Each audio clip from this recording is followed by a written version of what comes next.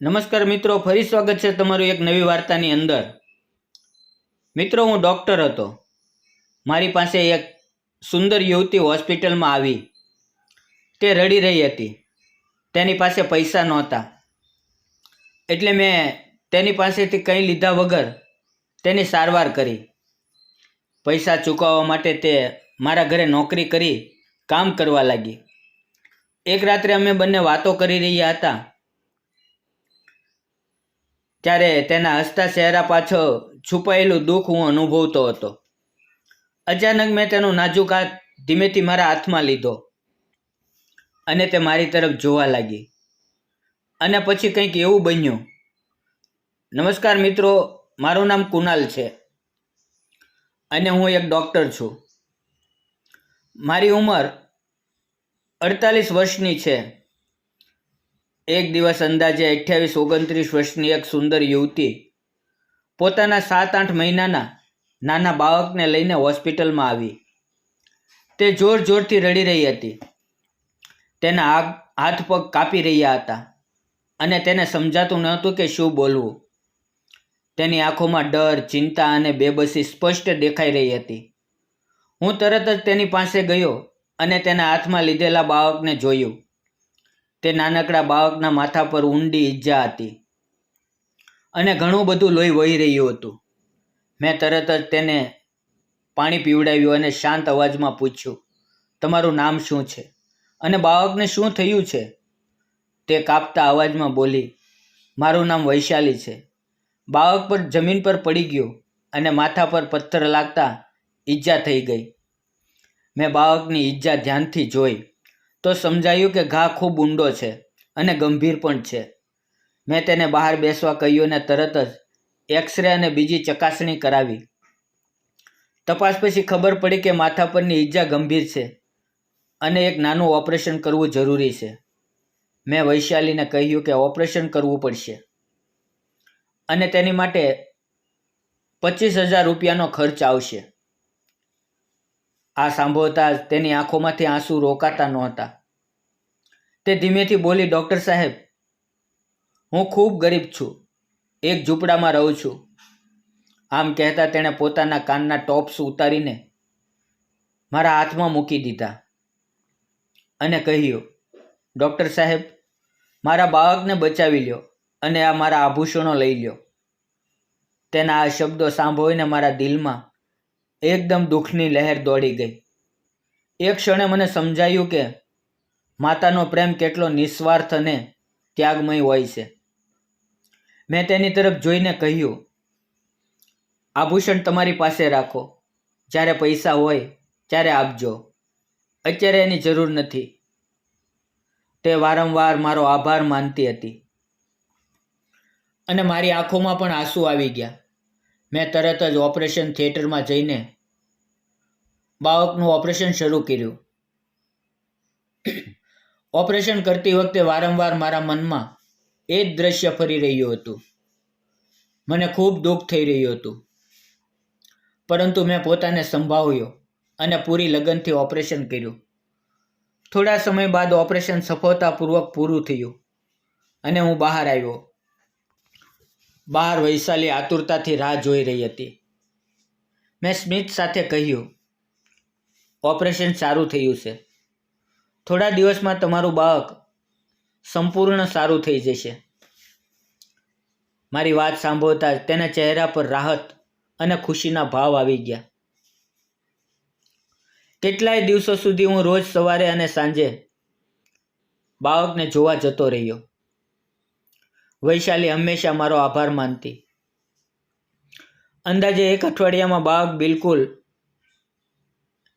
ઠીક થઈ ગયું અને ડિસ્ચાર્જનો સમય આવી ગયો. મેં છેલ્લી વાર બાળકની તપાસ કરી અને વૈશાલીને કહ્યું, તમારું બાળક હવે સંપૂર્ણ સ્વસ્થ અને સારું છે. તમે જઈ શકો છો. પછી હું મારા કેબિનમાં બેઠો હતો ત્યારે વૈશાલી અંદર આવી. તેણે પોતાની થેલીમાંથી પૈસાનો એક બંડલ કાઢીને મારી ટેબલ પર મૂકી દીધું. મારી નજર તરત જ તેના ગળા અને કાન પર ગઈ. ત્યાં આભૂષણ નહોતા. મને સમજાઈ ગયું કે તેણે પોતાના આભૂષણ ગીરવે મૂકીને અથવા વેચીને આ પૈસા લાવી છે. મેં તરત જ પૈસા લેવાનો ઇનકાર કર્યો અને કહ્યું, વૈશાલી, આ તમે ખોટું કર્યું છે. મેં તમારી પાસે પૈસા નથી માંગ્યા અને તમે તમારા આભૂષણ ગીરવે મૂકીને આ પૈસા લાવ્યા છો. આ સાંભળીને તેની આંખોમાં આંસુ આવી ગયા. તે બોલી, સાહેબ, મને પણ આ યોગ્ય નથી લાગતું, પરંતુ તમે મારી સોના જેવી દીકરીનો જીવ બચાવ્યો છે. આ મારા માટે આખી જિંદગીનું ઋણ છે. તેના શબ્દો સાંભળીને મારા મનમાં એક જ વિચાર આવ્યો. ડૉક્ટર બનીને મેં ઘણા લોકોના જીવ બચાવ્યા છે, પરંતુ માતાની આંખોમાં એવો નિસ્વાર્થ પ્રેમ અને આભાર જોઈને જે સંતોષ મળ્યો તે કોઈ પણ પૈસાથી ખરીદી શકાય નહીં. પછી તે બોલી, મારા ગળા અને કાનના સોનાની શું કામ ચિંતા કરો છો? મારી દીકરી જ મારા માટે સોનું છે. તેના આ શબ્દો સાંભળીને હું પણ ભાવુક થઈ ગયો. મેં તરત જ તેને પૈસા પાછા આપ્યા. વૈશાલીએ મારો આભાર માન્યો અને બોલી, સાહેબ, હું કામ કરીને તમારા પૈસા જરૂર ચૂકવીશ. મને થોડા દિવસની મુદત આપો. હું તમારો ઉપકાર ક્યારેય નહીં ભૂલી શકું. વૈશાલી ચાલી ગઈ અને હું એકલો રહેતો હતો. તેથી મને પણ કોઈ કામવાળીની જરૂર હતી. મેં મારા મિત્રને કહ્યું હતું કે જો કોઈ રસોઈ બનાવનારી અને ઘર સાફ કરનારી અને બગીચાનું થોડું ઘણું કામ કરી શકે એવી સ્ત્રી ધ્યાનમાં હોય તો મને કહેજે. મારા એક મિત્રએ કહ્યું, એક છોકરી છે, પરંતુ વિધવા છે. તેને કામની જરૂર છે. તે ખૂબ સારી અને મહેનતુ છે. હું તેને તમારા ઘરે મોકલી દઈશ. તમે તેની સાથે વાત કરી લેજો. મેં તરત જ હા પાડી. આમ જ 1-2 દિવસ વીતી ગયા અને એક દિવસ રવિવાર હતો.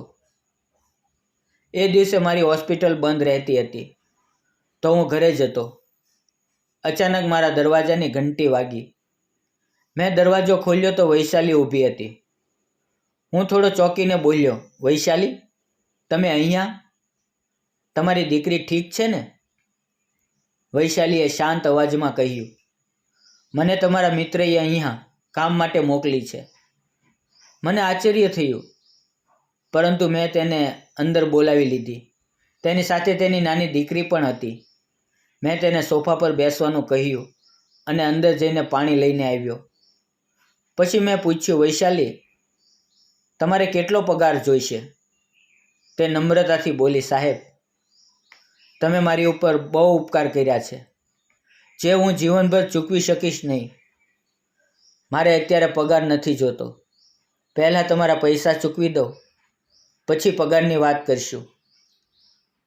તેના શબ્દોની સચ્ચાઈ મારા દિલને સ્પર્શી ગઈ અને હું સ્મિત કરીને તેને જોતો રહ્યો. પછી મેં પૂછ્યું, તમે ક્યાં રહો છો? વૈશાલીએ કહ્યું, હું અહીંયાથી 3 કિલોમીટર દૂર એક ચાલીમાં ભાડાના નાના એવા રૂમમાં રહું છું. આ સાંભળીને મને ઘણું દુઃખ થયું કે આટલી નાજુક અને સુંદર યુવતી પોતાની નાની દીકરી સાથે આવી સ્થિતિમાં રહે છે અને તેને પોતાનો કોઈ સહારો નથી. મેં તેને કહ્યું, વૈશાલી, જો તમારી ઈચ્છા હોય તો તમે મારા ઘરે રહી શકો છો. મારું ઘર ઘણું મોટું છે અને તમે ઘણા દૂર રહો છો. ઉપરથી તમારી નાની દીકરીની સંભાળ લેનાર પણ કોઈ નથી. વિચારી લેજો અને મને કહેજો. મને કોઈ મુશ્કેલી નહીં થાય. સાચું કહું તો વૈશાલી દેખાવમાં ખૂબ જ સુંદર અને સ્વભાવથી સીધી સાદી અને ઈમાનદાર હતી. તેથી મારા મનમાં તેના પ્રત્યે દયા અને સન્માન ઊભું થયું. વૈશાલીએ થોડું વિચારીને હા પાડી અને બોલી, તમારી વાત બરાબર છે અને હું અહીંયા રહેવા તૈયાર છું. તે ઘરે ગઈ અને બીજે દિવસે પોતાનો થોડો ઘણો સામાન લઈને આવી ગઈ. તેની પાસે ખાસ કાંઈ સામાન નહોતો, ફક્ત થોડા કપડાં અને થોડા વાસણો. આવ્યા પછી તે તરત જ કામ ઉપર લાગી ગઈ. બધા રૂમ સારી રીતે સાફ કર્યા. બંને માટે ચા બનાવી, રસોઈ બનાવવાનું શરૂ કર્યું અને બગીચાની પણ સંભાળ રાખવા લાગી. તેના ચહેરા પર સંતોષ અને આંખોમાં શાંતિની ઝગમગાટ હતી. જાણે તે મનથી આ ઘરનો જ ભાગ બની ગઈ હોય. તેના આવ્યા પછી ઘરમાં દરેક જગ્યાએ સફાઈ અને રોનક આવી ગઈ. તે ક્યારેય ખાલી ના બેસતી. કંઈક ને કંઈક નાનું મોટું કામ કરતી રહેતી. દીકરીને રમાડતી અને ક્યારેક મને સમય મળતો ત્યારે હું પણ તેની દીકરી સાથે રમતો. એક દિવસ ભોજન સમયે વૈશાલીએ મને પૂછ્યું, ડૉક્ટર સાહેબ, તમે એકલા કેમ રહો છો? લગ્ન કેમ નથી કરતા? લગ્ન કરવાથી તમારી બધી મુશ્કેલીઓ દૂર થઈ જશે. તેની વાત સાંભળીને હું સ્મિત કરીને બોલ્યો, વૈશાલી, સાચું કહું તો મારા લગ્ન પહેલાં થઈ ચૂક્યા છે. તમારી જેમ જ સુંદર મારી પત્ની હતી, પણ તે કાર અકસ્માતમાં મને છોડી ગઈ. એમ કહેતા મેં અલમારી ખોલીને મારા લગ્નનો એક આલ્બમ કાઢ્યો અને તેને બતાવ્યો. તે તસવીરો જોતા હું થોડીવાર માટે અટકી ગયો, કારણ કે વૈશાલી મારી પત્ની જેવી જ દેખાતી હતી. ખરેખર વૈશાલી મને ગમવા લાગી હતી. તે ફક્ત રૂપથી સુંદર નહોતી, પરંતુ સ્વભાવથી પણ ખૂબ સારી હતી. તેની અને તેની દીકરીની હાજરીએ મારા ઘરને ઘર બનાવ્યું હતું અને હું ખૂબ ખુશ હતો. હવે મારું ધ્યાન હંમેશા તેના પર રહેતું. ભલે તે કામ કરતી હોય, રસોઈ બનાવતી હોય કે કપડાં સૂકવતી હોય, તેની દરેક હરકતમાં મને એક અલગ જ આનંદ મળતો. એક સાંજે હું મારા રૂમમાં પડ્યો હતો. મને તરસ લાગી તો મેં વૈશાલીને અવાજ આપ્યો. થોડી જ વારમાં તે પાણીનો ગ્લાસ લઈને આવી. ગ્લાસ આપતી વખતે અમારા હાથ હળવેથી અડ્યા અને એ પળે મારા દિલમાં એક અજાણી ધડકન જન્મી. પાણી પીને મેં ગ્લાસ ટેબલ પર મૂક્યો અને કહ્યું, વૈશાલી, અહીંયા બેસ. મારે તારી સાથે વાત કરવી છે. તે થોડી ગભરાઈને બોલી, શું થયું ડૉક્ટર સાહેબ? મેં પૂછ્યું, વૈશાલી, તું બીજા લગ્ન કેમ નથી કરતી?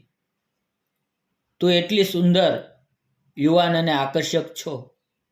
તને જરૂર કોઈ સારો પતિ મળશે. મારી વાત સાંભળીને તેની આંખોમાં આંસુ આવી ગયા અને તે બોલી, સાહેબ, ભલે હું બીજા લગ્ન કરી લઉં, પરંતુ તે માણસ મારી દીકરીને સ્વીકાર કરે એ જરૂરી છે. મારી દીકરી મારી માટે બધું છે. જો કોઈ તેને પોતાની ના માને તો હું જીવી નહીં શકું. તેના આ શબ્દો સાંભળીને હું મારી લાગણીઓ પર કાબૂ ન રાખી શક્યો અને મેં ધીમા અવાજમાં કહ્યું, વૈશાલી, આવું ન બોલ. મને તારી પ્રત્યે પ્રેમ છે. તું મને દિલથી ગમા છો. શું તું મારી સાથે લગ્ન કરીશ? મારી વાત સાંભળીને તે ચોંકી ગઈ. તેની આંખોમાંથી આંસુ નીકળ્યા. તે ધીમેથી બોલી, ડૉક્ટર સાહેબ, તમે ખૂબ સારા છો. તમે શરૂઆતથી જ મારી મદદ કરી છે. મારી અને મારી દીકરીની સંભાળ લીધી છે. મને પણ તમે બહુ ગમો છો અને હું તમારી સાથે લગ્ન કરવા તૈયાર છું. મેં તેને વચન આપ્યું કે તેની દીકરીને ક્યારેય પારકી લાગવા નહીં દઉં. તેને મારી પોતાની દીકરી માનીને ઉછેરીશ અને જેટલો પ્રેમ વૈશાલીને આપું એટલો જ તેને આપીશ. તે મને ગળ પડીને રડવા લાગી અને અમે પ્રેમની દુનિયામાં ખોવાઈ ગયા. થોડા દિવસોમાં અમે કોર્ટમાં ગયા અને કોર્ટ મેરેજ કરી લીધા. આજે હું અને વૈશાલી ખૂબ જ ખુશી અને સંતોષ સાથે જીવી રહ્યા છીએ. મિત્રો, ક્યારેક ભગવાન અમારી જિંદગીમાં એવા લોકોને મોકલે છે જેની સાથે લોહીનો નાતો ન હોવા છતાં તે આપણા માટે પરિવાર બની જાય છે. એક મદદનો હાથ, એક સહારા ભરેલો શબ્દ અને થોડો પ્રેમ, બસ એટલું જ પૂરતું હોય છે કોઈની જિંદગી બદલવા માટે. પૈસાથી મોટી વસ્તુ છે આપનું હૃદય ખોલીને રાખવું, કોઈની જિંદગી બચાવવી, તેમને જીવવાનો નવો મોકો આપવો. આ સાચી ઈશ્વર ભક્તિ છે. યાદ રાખજો, આપણો એક નાનો સારો નિર્ણય કોઈના આખા જીવનની દિશા બદલી શકે છે. જો તમને આ પ્રેમ કથા ગમી હોય તો આ વાર્તાને લાઈક, શેર અને ચેનલને સબસ્ક્રાઈબ અને કોમેન્ટ કરવાનું ભૂલશો નહીં. ફરી મળશું આવતીકાલે એક નવી વાર્તાની અંદર. ત્યાં સુધી આવજો. ધન્યવાદ મિત્રો.